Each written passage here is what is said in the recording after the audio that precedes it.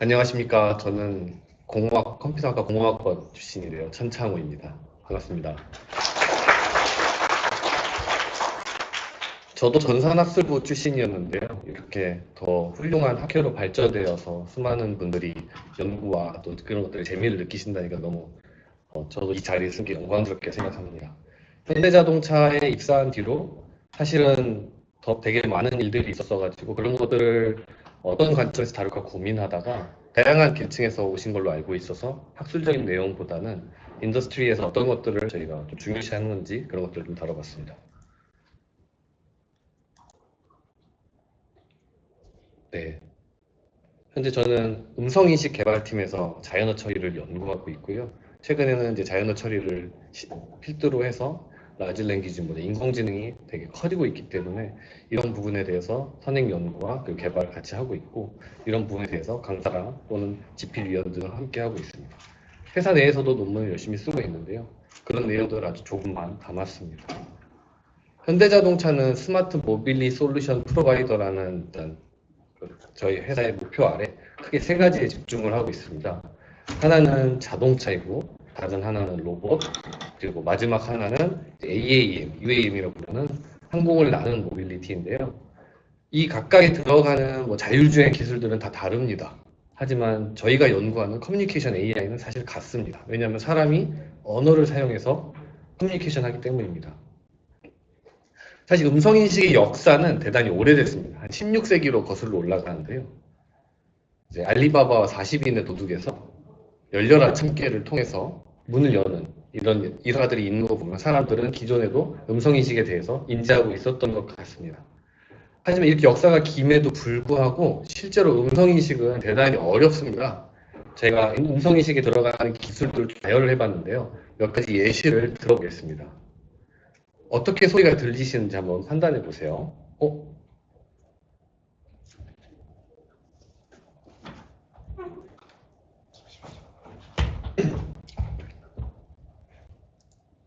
없어져. 네.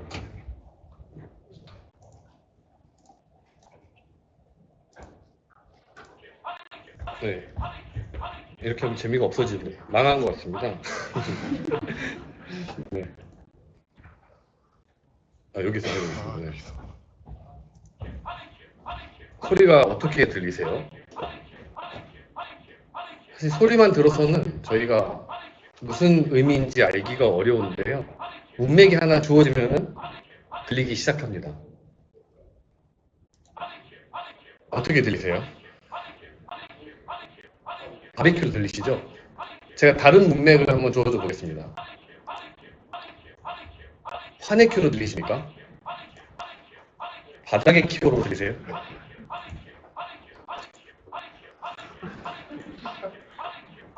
똑같은 소리를 사람은 정확하게 알아듣는다고 생각하지만 어떠한 문맥이 주어졌느냐에 따라서 그걸 다르게 들을 수 있습니다.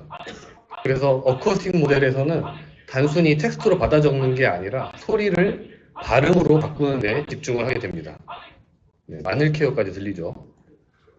그러면은 소리를 일단 듣는 거 어려운 건 알았어. 그러면 그 다음에는 어떻게 할까? 랭귀지 모델에서 텍스트로 받아 적게 되는데요. 여기에서 또 어려운 점이 존재하게 됩니다. 이 내용은 실제 콜센터의 녹취록입니다. 한번 자세히 들어보겠습니다. 콜센터에 중성화가 부정하니까 무엇을 넣을까요? 응? 여보세요? 여보세요? 여기 LG 6 플러스인데 여기. 응? LG 6 플러스인데 여기. 불러요? LG 6 플러스인데 여기.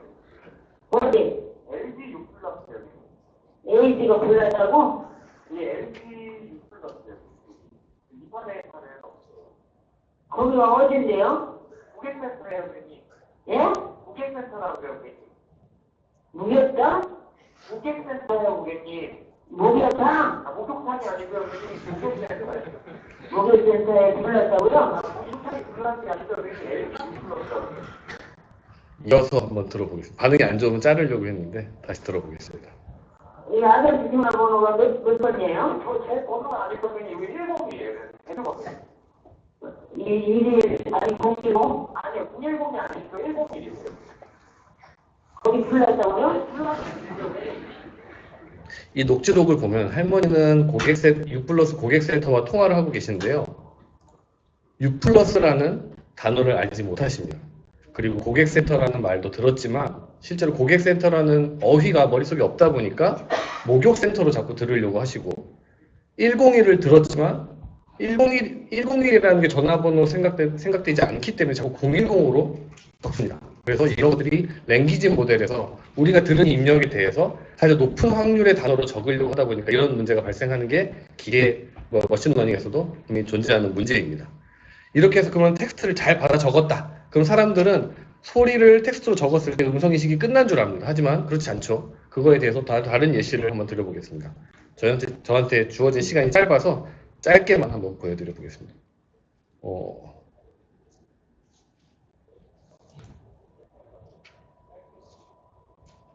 이것도 재생이 잘 안 되는 것 같습니다.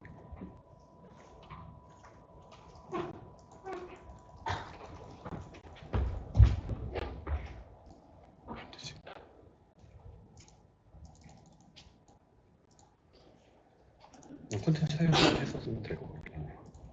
네. 네.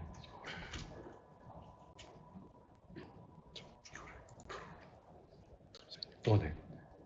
그거는 3개월 된.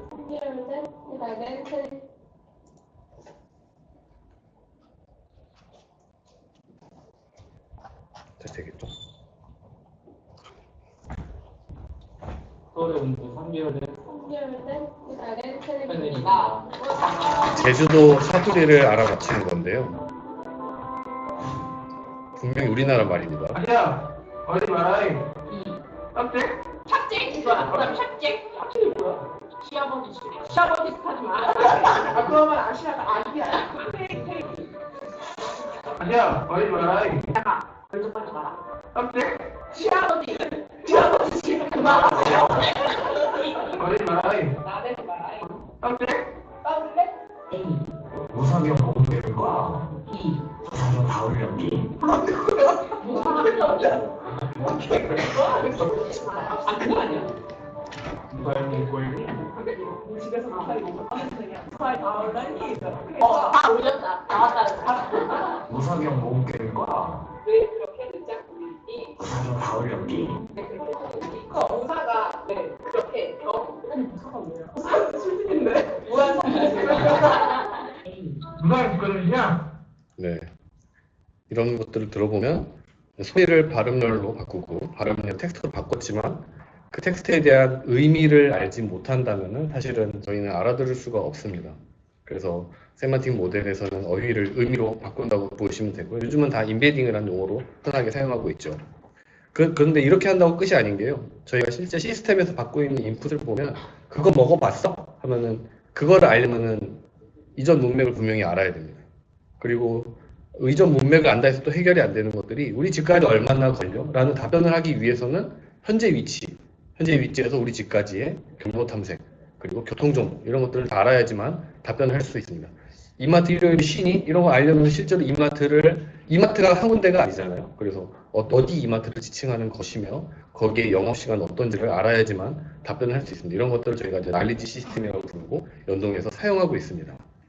그 사람들은 음성인식 하면은 뭐든지 다 해주기를 바라지만 실제로 많은 기술들이 녹여서 함께 어우러져가지고 저희가 해소를 하고 있고요. 현재 국내에만 한 500만 회, 글로벌은 1000만 대 이상의 저희가 커넥티드카 서비스를 하고 있습니다. 그리고 하루에 음성인식 서비스로 국내에서만 올라오는 게 한 300만 쿼리 정도 저희 들어오고 있습니다. 이때 대부분이 이제 내비게이션을 사용하는 목적이고요. 뭐 우리 집을 간다든지, 아니면 어디 이마트를 가다든지, 그 다음에 전화를 걸고 인포테인먼트 시스템을 사용하고 날씨나 음악을 듣는 것들을 제일 많이 하고 있습니다. 사실 저희가 아카데믹 레벨에서의 연구와 인더스트리얼 레벨에서의 연구의 큰 차이를 저는 이렇게 생각하고 있는데요. 먼저 아카데믹은 태스크와 데이터가 고정되어 있다고 저는 생각을 합니다. 그래서 그 모델에 대한 성능은 그 테스트 셋으로 항상 고정이 되어 있죠. 하지만 인더스트리얼 레벨에서는 고객의 패턴이 변하기 때문에 모델을 그냥 만들어 놓고 서비스를 계속하면 시간이 지날수록 성능이 하락하게 됩니다. 이건 같은 태스크이고 같은 평가셋으로 저희가 함에도 불구하고 실제 고객 분포를 저희가 맞추지 못하기 때문인데요. 이런 문제 때문에 저희는 사실 여러 가지 원인으로 이런 것들을 파악하고 있습니다. 고객의 수요 변화는 고객이 계속 새로운 제품을 원하고 새로운 서비스를 원하기 때문에 그런 새로운 서비스에 대한 발화가 들어오면 기존 차량, 기존 서비스에서는 그런 것을 잘 처리하지 못하게 되는 것들이 있고요. 발화도 변경되는 게 사람들이 점점 더 짧게 말하고 축약해서 말하고 이런 것들이 제가 들어도 어려운데 기계한테는 정말 어려운 작업입니다. 뿐만 아니라 이제 새로운 기술들이 나오면 사람들의 눈높이가 높아지는 것도 저에게 어려운 점입니다. 그래서 저희는 현업에서는 지속적으로 업데이트 될 수 있는 시스템을 항상 필요로 하고 있습니다. 그래서 저희가 하고 있는 작업을 크게 5가지로 분류를 해보면은 데이터를 분석하는 것, 그리고 그 데이터를 가지고 계속 오퍼레이션으로 운영할 수 있게끔 반영하는 것, 그 다음에 그렇게 해서 생긴 데이터를 가지고 모델에 반영해서 최적화된 모델을 지속적으로 배포하는 것, 뭐 CI/CD 이렇게도 부르죠. 그럼 최근에는 이제 LLM 리서치도 하고 그다음 프로토타이핑도 하는데 결국 저희가 하고 있는 것은 컨티뉴얼 러닝에 가깝다 이렇게 보시면 됩니다. 그래서 사실은 컨티뉴얼 러닝을 학회에 가보시면 인더스트리얼 섹션이나 이런 데서는 많이 다루는데 다른 팀에서는 잘 안 다루고 있어요. 그래서 저희는 학회에 가도 또 아카데믹한 논문도 보지만 아마존이나 구글이나 회사에서 하는 논문들도 저희 지켜보고 있습니다. 저희가 제일 요즘 관심 갖고 있는 주제는 이제 다양한 기능을 차량에서 쓰기를 원하기 때문에 결국 어떤 RAG 기반의 답변을 해주는 것들이나 아니면 정말 인하우스로 백본 모델을 학습하는 것들에 대해서 저희가 제일 고민을 가지고 열심히 하고 있는데요. 사실 거기에 현실적으로 어려운 문제점이 있습니다. 아마 국내에 있는 모든 기업들은 다 가지고 있을 것 같은데요. 먼저 인력이 대단히 많이 필요한데 기존의 인력들로 다 사용할 수 없는 부분들도 있기 때문에 인력이 가장 어려운 부분이 있고 그 다음에는 또 예산이 엄청나게 많이 듭니다. 다들 이제 엔비디아 주가를 잘 아시겠지만 GPU가 엄청 비쌉니다. 저희가 저희 회사에서도 지금 H100을 많이 구매했는데 아직 받지도 못했거든요. 근데 이제 블랙웰이 나왔죠. 블랙웰을 젠슨왕 CEO는 미쳤다라고 표현하는데 저희는 아직 H100도 잘 못 쓰고 있는데 H100을 또 2개로 묶은 것들도 나와가지고 저희가 받아야 되는데 그런 것들도 못 받고 있는데 계속 모델은 커지고 이런 부분들이 기업 입장에서는 예산이 많이 드는 부분입니다. 뿐만이 아니라 데이터에 대한 부분이 되게 중요한데요. 저희는 현업에서는 모델이 좋은 것보다도 더 좋은 데이터가 더 좋은 모델을 만든다고 생각하고 있습니다. 하지만 점점 많이 생성되고 있는 데이터들은 LLM이 만든 데이터. 그래서 기업에서는 머신 포르리드 데이터라고 생각하는데 어떤 기계가 만든 데이터는 그 디스트리뷰션이 기계가 학습하는 언어 분포에 가깝다 보니까 실제 사람이 사용하는 언어랑 조금 다르다고 생각하고 있습니다. 그래서 이런 충분한 데이터를 보유해야 되는 문제점들 때문에 저희가 LLM을 처음부터 백본으로 학습하는 것에 대해서 상당히 어려움을 가지고 있고요.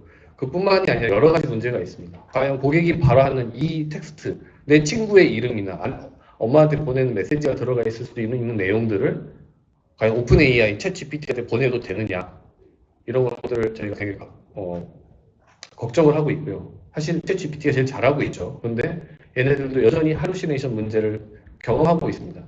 내 자동차 보증 기간이 어떻게 돼? 라는 질문에 대해서 잘못되게 답변한다면 미국에서는 소송이 걸릴 텐데요. 이런 문제들 때문에 저희가 가지고 있는 LLM을 쓰는 것도 능사가 아니고 시장에 나와 있는 제일 좋은 모델을 쓰는 것도 능사가 아니어서 항상 이 여러 가지 사이에서 저희가 항상 고민을 겪고 있습니다. 하지만 이제 저희가 제일 추구하는 바는 결국은 조금씩 계속 개선해 나가는 것이 가장 좋은 거를 만드는 것이다. 왜냐하면 모두가 아는 것처럼 저희 현대자동차에서 어떤 LLM에 관련해서 전 세계를 리드할 만한 큰 어떤 대단한 어떤 연구 발표를 하는 것도 쉽지 않기 때문에 저희가 자체적으로 연구하는 것과 오픈 LLM에서 나오는 것들, 그다음에 다른 회사에서 만드는 것들을 저희가 계속 장점을 녹여내서 끊임없이 개선되게 하는 컨티뉴얼 러닝 하는 것을 제가 제일 관심에 갖고 있습니다. 네, 저희 발표 내용은 이상이고요. 사실 현대자동차를 AI 하시는 분들이 많이 생각 안 하실 수도 있습니다. 근데 실제로 많이 인재를 채용하고 있고 현대자동차에서 축적되는 데이터를 가지고 사업을 할 수 있게끔 플랫폼도 만들어져 있습니다. 그래서 이런 것들로 빅데이터 기반의 분석이나 아니면 개인의 맞춤형 서비스도 할 수 있게 되어 있고요. 그리고 어떤 블로그나 저희 컨퍼런스들도 저희가 하고 있기 때문에 많은 관심 부탁드립니다. 네, 이상입니다.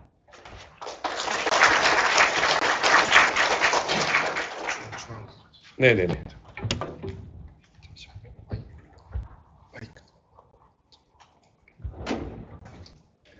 다시 한번 좋은 강의 해주신 저희 천창호 연구원님께 다시 한번 큰 박수 부탁드립니다.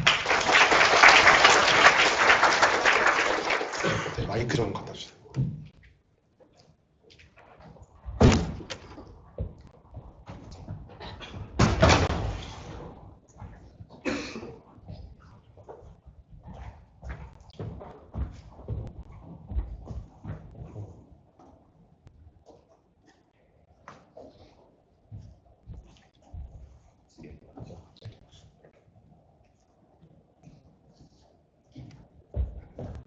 저희가 질의응답 시간을 가지려고 하는데요. 저희가 사전에 먼저 질문을 몇 개를 수업해와서 거기에서 몇 개를 먼저 여쭤드리고 그다음에 현장에서 질문 몇 개를 받도록 하겠습니다. 시간이 생각보다 조금 남아서 조금 더 여유롭게 질의응답을 진행할 수가 있을 것 같습니다. 먼저 그 첫 번째 질문이요. 이 자동차 모빌리티 분야에서 인공지능을 얘기한다면 아무래도 그 자율주행을 빼놓을 수가 없을 것 같은데요. 현대자동차의 자율주행 기술의 수준 그리고 대중적으로 자율주행이 시작되려면 향후 몇 년 정도 걸릴 것이라고 생각하시는지 한번 여쭙고 싶습니다. 여기에 질문하신 분이 계시는 거죠? 네, 누군가가 결국에서 질문하신 것 같아요. 정말 어려운 질문이고 제가 감히 뭐 자연 처리하는 사람 입장에서 자율주행을 대표해서 답변드리는 건 부적절할 것 같긴 합니다. 사실 회사 내에서 자율주행을 정말 5단계 자율주행에 나누는 것이 있잖아요. 그런 것들을 완성시키기 위해서 한 여러 가지 전략이 있습니다. 사 내에서 직접 연구하는 게 있고, 자율주행에 특화된 기업과 협업해서 하는 게 있고, 혹은 자율주행 어떤 특화된 기업이 있으면 그 기업의 기술들을 살아가는 세 가지 트랙을 모두 다 병행하고 있는데, 아마도 결국은 저희 현대자동차에서 만들고 있는 내비게이션과 자율주행은 결합될 거라고 봅니다. 왜냐하면은 지금은 사람이 그 지도를 보고 경로 안내를 받아서 가지만 더 이상 사람이 경로 안내를 받을 필요가 없기 때문에 기계가 그 경로를 탐색해서 가야 될 거고, 그리고 내비게이션은 있어야 되지만 화면은 필요 없겠죠. 그런 측면에서 남의 기술을 사다 쓴다고 능사는 아닙니다. 그래서 회사에서 계속 하고 있고 포기하지 않고 계속 갈 것이고, 제가 생각했을 때는 법적인 문제나 여러 가지 모험이라든 여러 가지가 연계되기 때문에 그 상용화 시점을 판단하기 되게 어렵지만, 그 어떤 도시나 아니면 어떤 컴팩트한 어떤 공간 내에서 완전 자율주행을 하는 것들은 거의 가능한 시점에 다다르고 있지 않나 이렇게 생각합니다. 제가 생각했을 때는 변수는 사람입니다. 사람이 있으면 위험해집니다. 자율주행 찾기 기술은 거의 안 위험한데 사람이 위험하기 때문에 그 사람과 자율주행차가 같이 있을 때 위험한 건 사람임에도 불구하고 책임은 자율주행차가 져야 된다면 아마 기업들은 그 책임을 충분히 감당하기 어려울 것이기 때문에 그런 부분들이 가장 상용화에 걸리고 있지 않을까 생각합니다.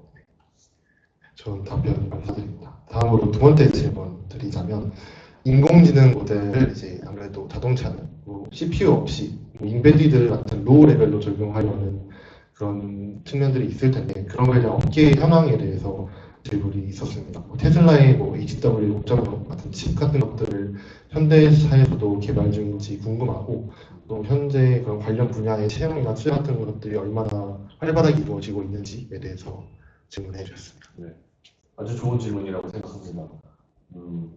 한때는 인베디드 자율주행과 5G 기반의 자율주행이 격돌한 적이 있었습니다. 그때는 아마 평창 올림픽 때였을 거고요. 당시에 SKT나 KT와 통신사에서 5G 기반의 초저지연 기반의 자율주행을 서버에서 구현해서 자동차에서 동작하게끔 했었습니다. 그런데 통신이 끊어지면 어떡할 건데 해서 사실은 그 누구도 통신이 끊어지면 사고 나는 차를 운전하고 싶지는 않거든요. 미국만 가더라도 우리나라야 작으니까 모든 곳에 이동통신망이 깔려 있지만 미국은 조금만 벗어나면 망이 잘 안 되거든요. 결국은 자율주행이라고 하는 것은 지금 현재 테슬라나 현대자동차가 가는 것과 마찬가지로 사람이 눈으로 보고 현재 상황을 파악해서 운전하는 것처럼 인베디드로 가야 되고요. 결국 인베디드로 가려면 말씀하신 대로 GPU, LPU 이렇게 부르죠. 뉴럴 프로세싱 유닛이 반도체가 핵심이 되어서 그런 것들이 구동이 돼야 될 거로 생각을 하고 있습니다. 사실 아직 소프트웨어적으로도 완벽하지 않기 때문에 이것을 칩으로 최적화하는 것은 아직 좀 멀었다고 생각합니다. 저희 회사에서도 아마 인베디드로 LLM이 들어가는 것보다 인베디드로 자율주행 칩과 엔진이 들어가는 것은 조금 더 뒤이지 않을까 싶은데요. 이런 속도가 엄청나게 빨라지고 있는 건 사실인 것 같습니다. 스타트업이었던 것 같은데 글록이라는 업체에서는 이제 LPU라고 그랬던 것 같은데 NPU, Natural Language Processing Unit. 그래서 그걸 쓰면 LLM 디코딩 속도가 엄청나게 빨라지고 이런 부분들을 보면 계속해서 가속화가 되고 있는 것 같습니다. 모두가 오픈소스를 통해서 아예 연구 성과를 공유하고 데이터를 공유하는 문화가 있다 보니까 그 가속화되는 속도에 대해서 정말 무서울 정도로 빨라서 요즘은 논문을 읽는 것 자체가 되게 힘들더라고요. 그래서 요즘 어떤 분은 이제 GitHub에다가 GPT-4로 논문을 요약하는 걸 공유하는, 아카이브 논문을 공유하는 것들도 하시던데, 이런 것들 보면은 훨씬 더 빨라지지 않을까 싶고, 다만 회사에서도 칩 투 팩토리라고 해서 이제 자율주행이나 인공지능에 의한 칩을 설계하는 것까지도 염두를 해두고 있는데, 제가 생각했을 때 반도체 분야의 현대전차는 후발주자다 보니까 어떻게까지 할 수 있을지는 지켜봐야 될 것 같습니다. 네, 답변 감사드립니다. 마지막으로 조금 가벼운 질문인데, 현대자동차에서 학부생이 좀 모빌리티 관련한 실무 경험 같은 것들 하기 좋은 대외 활동 같은 것들이 있는지 좀 여쭤보셨는데. 죄송합니다. 그거는 제가 잘 모르겠어요. 구글링을 해봐야 될 것 같고, 분명히 있을 것 같거든요. 근데 저도 연구하고 개발하는 사람이지 체험하고 이런 사람이 아니라서 정말 죄송합니다. 그 부분은 잘 모르겠어요. 그건 질문자분께서 아마 찾아보시면 네. 나올 것 같고요. 구글에 다 있을 겁니다. 네이버에도 있죠? 네네.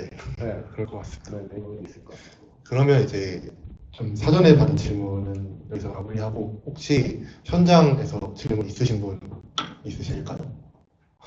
근데 저 뒤에 민웅님 저희 마이크 전달해 주시겠어요?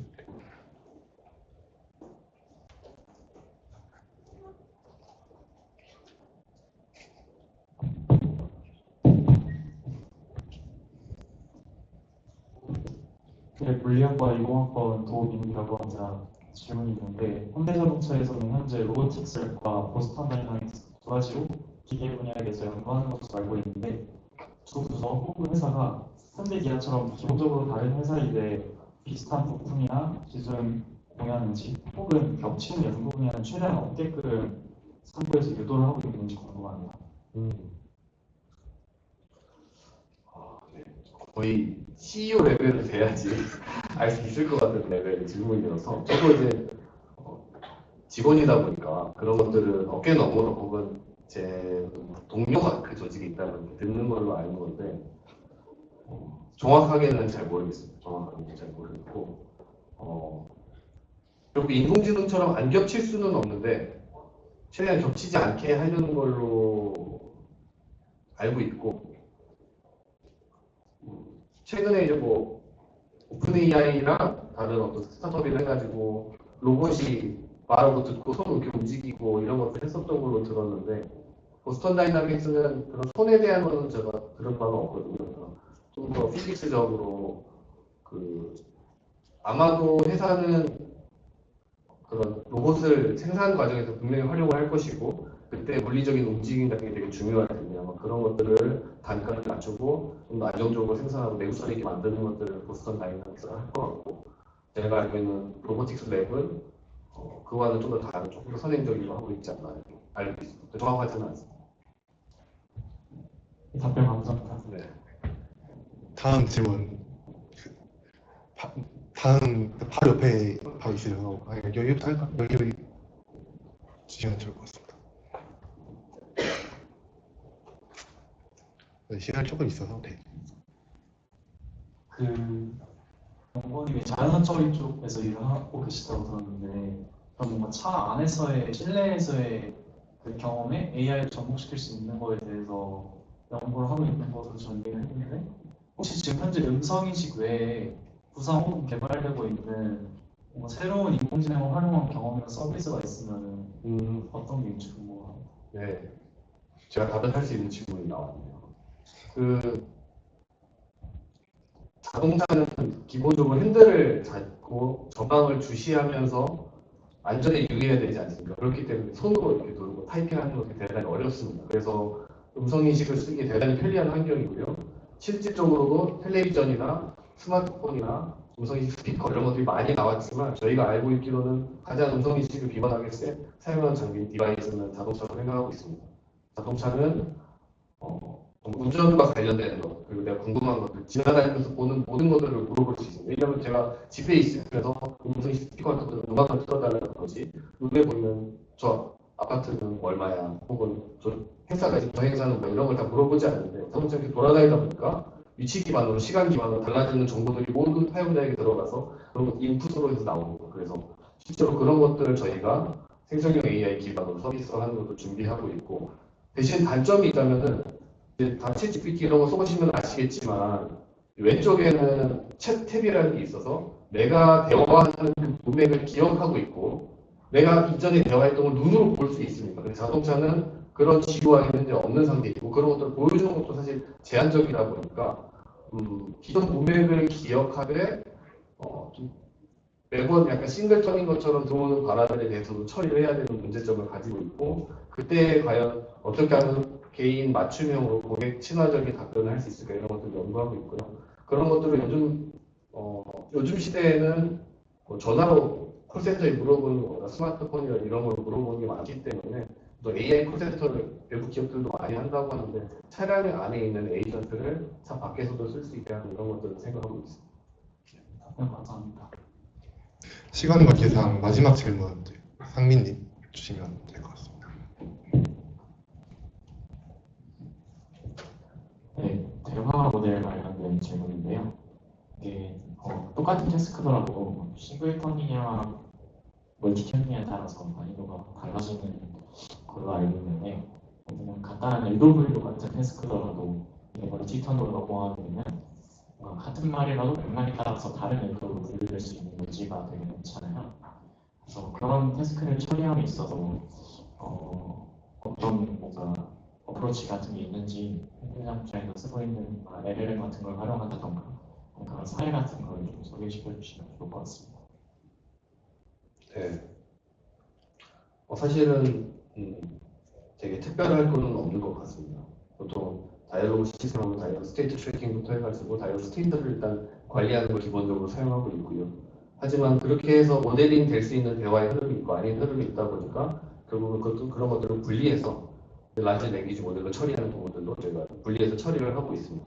다만 저희가 조금 어려움을 겪는 거는 차는 혼자서만 타는 디바이스가 아니다 보니까 외부 노이즈나 주변 사람의 소리도 같이 들어와요. 그러면은 말씀하신 대로 그 싱글턴이냐 멀티턴이냐로 대화를 이해하는 것도 되게 난이도가 있는 문제인데 다른 사람의 소리까지 섞이면은 음성인식 엔진이 그 두 가지를 받아 적으면은 정말 말도 안 되는 이상한 문장이 생기기도 하고 혹은 마이크가 열린 상태에 사람이 막 서로 대화를 나누면은 그 대화가 이렇게 딕테이션이 되면 텍스트가 나오는데 그때 이런 문맥을 사용해도 되느냐 사용하지 말아야 되느냐 이런 문맥이 RH 관점에서 답변하는 데 도움이 되느냐 안 도움이 되느냐 이런 것들을 판단하는 것들에 대해서 상당히 신경을 쓰고 있고요. 그런 이유는 결국 인풋 컨텍스트가 많아지면 아웃풋으로 디코딩 될 수 있는 토큰의 개수도 져야 되고 그런 것들이 챗GPT 사용하면 비용으로 발생되다 보니까 제가 그런 부분들을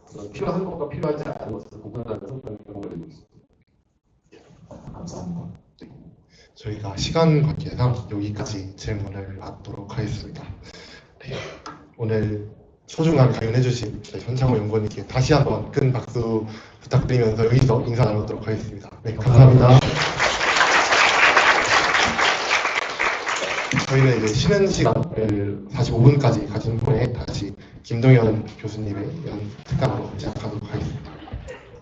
뒤에 다과도 준비되어 있어서 저희 뒤에서 좀 노촐하지만 거기서 해주시면 될 것 같습니다. 파일을 안 보내서 이거를 여기다 연결하려고 했는데 그 연결이 안 될 것 같아서 혹시 그 메일로 보내주시겠어요? 네, 어디 메일로? 그 계속 연락했던 메일 네. 거기로 보내주시죠.